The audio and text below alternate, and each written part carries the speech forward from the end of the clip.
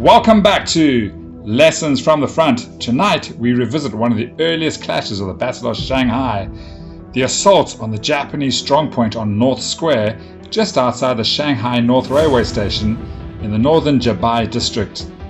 Historically, North Square was the busy forecourt of a station, a terminus for trams and pedestrians.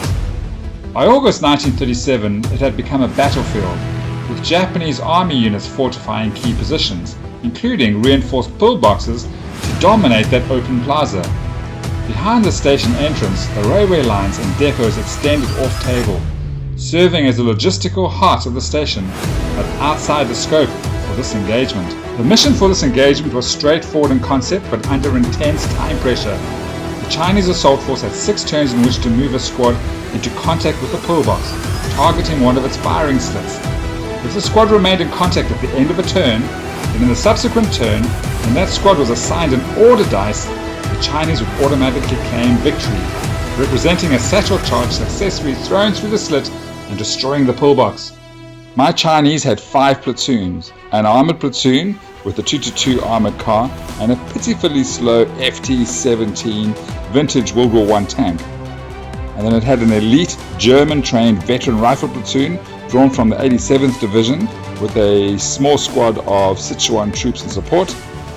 And then it had a small heavy weapons platoon and an artillery platoon that consisted of 2 vintage F-75 guns, and then a large but entirely inexperienced platoon made up of Shanghai police and local militia.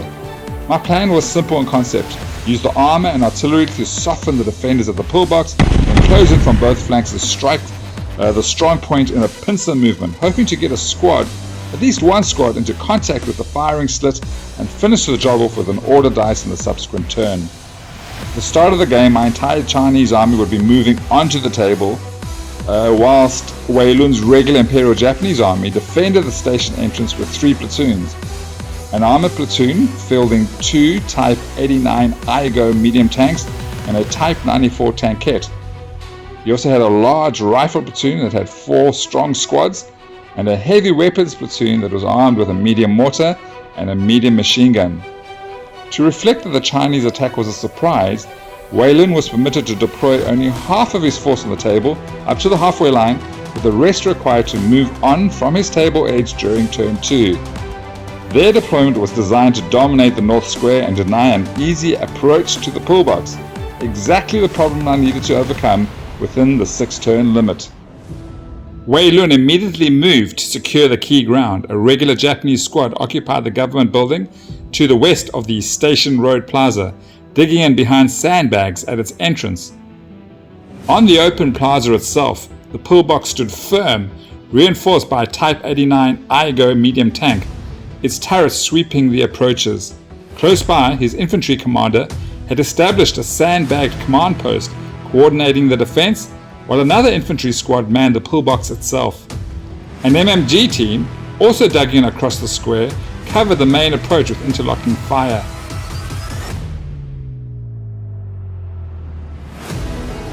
Behind the front line, a mortar team set up near the bridge, with Spotter climbed to the top of the government building to guard in the first rounds. The Chinese opened the battle with determination. A sniper team had infiltrated onto the battlefield before dawn, taking up a concealed position on the upper floor of a shattered building overlooking the plaza, their rifles trained on the pillbox. From the center, the armored platoon rumbled forward. The slow but somewhat sturdy FT-17 and the nimble SD-KFZ 222 armored car moved into firing positions with clear lines of sight to the pillbox. Nearby, an artillery platoon unlimbered its 2 vintage F-75 guns amongst the rubble, using the broken masonry as hard cover. To the east, elements of the elite 87th Division advanced cautiously along the flank, while to the west the militia and Shanghai police pushed forward, the first steps of the planned pincer movement closing in on North Square. With forces in place, the Chinese called in their preliminary bombardment. The plaza erupted in thunder, explosions rocked the Japanese lines, pinning several squads. Miraculously, there were no casualties, but the shock was real. Worse still for the defenders, the Type 89 tank beside the pillbox was struck by debris and immobilized. a serious blow to Wei Lun's armoured support before the real battle had even begun. As the smoke drifted across the North Square, both sides braced for the next exchange. The assault on the pillbox was about to begin. Turn 2, and the Chinese have the initiative. With superior numbers of order dice, they pressed their advantage before the Japanese could fully recover from the shock of the bombardment. A Chinese MMG team scrambled to the roof of a central building, dragging their gun into position to command sweeping lines of fire across the North Square. Their orders were clear: pin down the defenders around the pillbox. But the real focus of Chinese firepower was the Type 89 Aigo, already immobilized by the earlier bombardment. Though unable to move, its main gun still covered the plaza, a serious threat to the advancing infantry. Determined to neutralize it, the Chinese opened up from every angle: the anti-tank rifle, the FT-17, the SD-KFZ 222, the light mortar, and both artillery pieces rained fire on its position. The tank rocked under its repeated hits, the crew shaken and pinned, its firepower blunted, even if its armor held firm. Meanwhile, the Chinese sniper, ever watchful, found his mark. A burst from his rifle dropped one of the crew manning the Japanese MMG nest on the plaza. To the southeast, the elite 87th Division continued their slow, deliberate sweep, closing the jaws of the pincer. On the opposite flank, the militia and Shanghai police pressed forward from the west, an unsteady wave of recruits moving through smoke and debris towards the pillbox. Wei Lun reacted swiftly. Reinforcements entered the battle. A squad advanced between the station and government building, bolstering the troops already dug in behind their sandbags. Another squad, led by their platoon commander, moved up from the bridge in their truck on the eastern side of the station, determined to seal off the flank before the 87th could break through. The Japanese machine guns roared into life from the plaza. The MMG nest and the LMG team inside the pillbox zeroed in on the new Chinese gun position atop the central building. Their combined fire was devastating. 2 of the 3 gunners were cut down before they could even return fire. But the Japanese weren't finished yet. As the turn closed, Wei Lun rallied his immobilized Type 89. Their crew shaking off the rock and clearing their pins. For now, the tank still lived, and so did the defense of the plaza. Turn 2 ended with the Chinese advance taking shape, both flanks tightening on the pillbox, but the Japanese, bloodied yet unbroken, was still holding the center. Turn 3 opened with the Chinese keeping relentless pressure on that plaza. The immobilized Type 89 Aigo, effectively a second pillbox, remained a deadly obstacle. Using the first few order dice from the bag, the Chinese gunners once again concentrated fire on the tank, piling on more pins to silence its 57mm gun and clear the way for the advancing 87th. But Wei Lun had other plans. His officer and accompanying squad, who had arrived in the previous turn by truck, now launched a bold counterattack. Leaping from their Type 94 Isuzu truck, they charged into the street with cries of "Banzai!" slamming into the 87th command team in a furious melee. The fight was short and brutal. The veteran Chinese officers were cut down where they stood, their sacrifice halting the pincer's eastern arm, at least for a moment. Nearby, the Sichuan squad, witnessing their commander's death, wasted no time in revenge. At point-blank range, their rifles and light machine gun tore into the surviving Japanese, annihilating the assaulting squad in a storm of bullets. Though leaderless, the 2 veteran squads of the 87th surged past their Sichuan comrades, pushing through the shattered factory complex until the pillbox itself came into view. As they broke into the open, their fire tore apart the Japanese MMG nest that had dominated the plaza since the opening turn. The defenders' mortars tried to stop the 87th advance,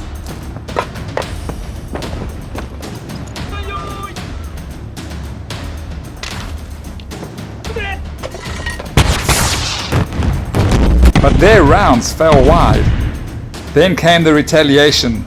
Despite accumulating pins from the 222 and the FT-17, the crew of the immobilized Type 89 Aigo, manning its 57mm gun, steadied their nerves and passed their motivation test. With one thunderous blast, they obliterated the Chinese MMG team that had been firing from the rooftop, a grim reminder that even a crippled tank can kill.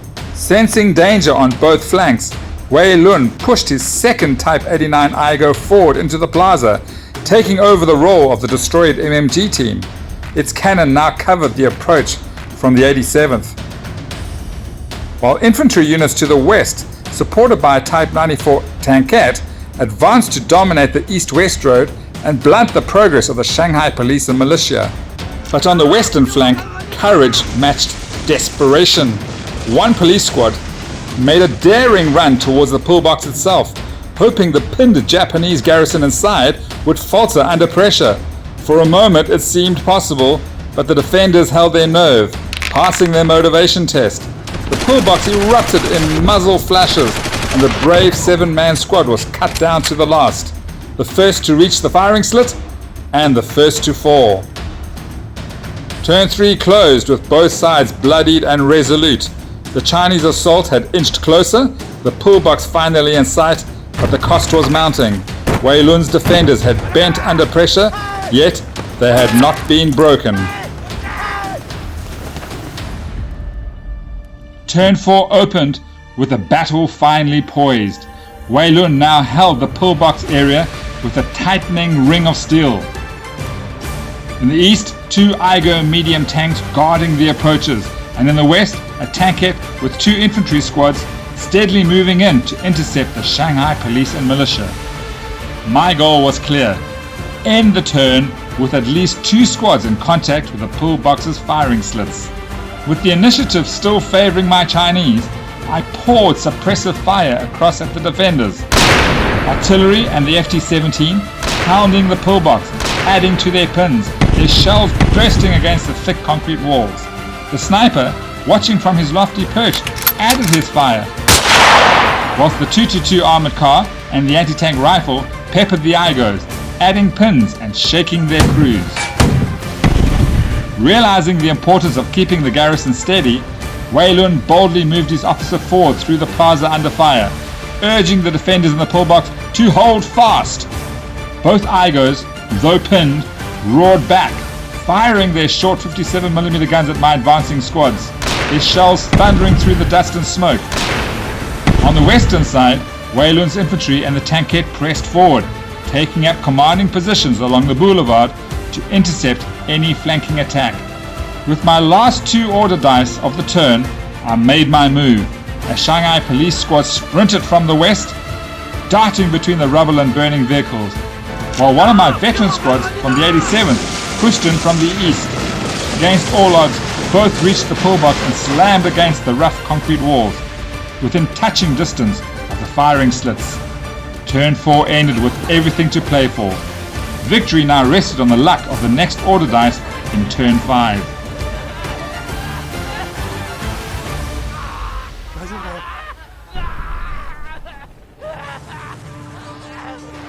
Turn 5 and the tension was electric.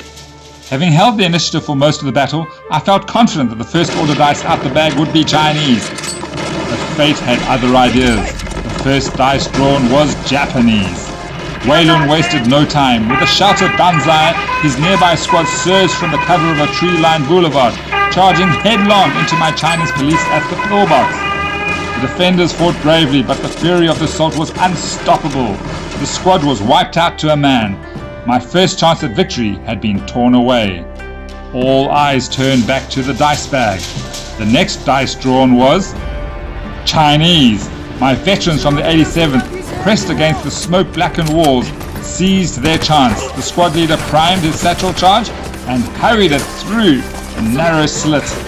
With a blinding flash, a deep, shuddering boom, the pillbox erupted. Its roof lifted before crashing down in a cloud of dust and debris. The North Station plaza fell silent. Against overwhelming odds, the Chinese had snatched victory in the final moments of turn 5. Wei Lun's defense was brilliant, disciplined, layered, and daring when it mattered. His use of armour, overlapping fields of fire, and aggressive counterattacks made every inch of ground hard won. This wasn't a one-sided affair. It was a tactical duel right down to the final dice. As the smoke clears from our tabletop, it's worth remembering that the real Battle of Shanghai in 1937 was no game. It was one of the bloodiest urban battles of the 20th century. A struggle that left more than 200,000 dead and turned much of that city into rubble. It's a battle that the West too often forgets, yet a story deserves to be told, of courage, sacrifice and unimaginable loss on both sides. Our little recreation tonight, in some small way, honors the memory of those who fought and fell amidst the fires of Shanghai. Thank you so much for watching Lessons from the Front. If you enjoyed this after-action report, please consider subscribing and give this video a like to help others discover the channel. A special thanks to my opponent, Wei Lun, for a tense and exciting game. And on behalf of both Wei Lun and myself, a special thank you to Expedimix for hosting us. Until next time, stay safe, keep your dice rolling, and happy gaming!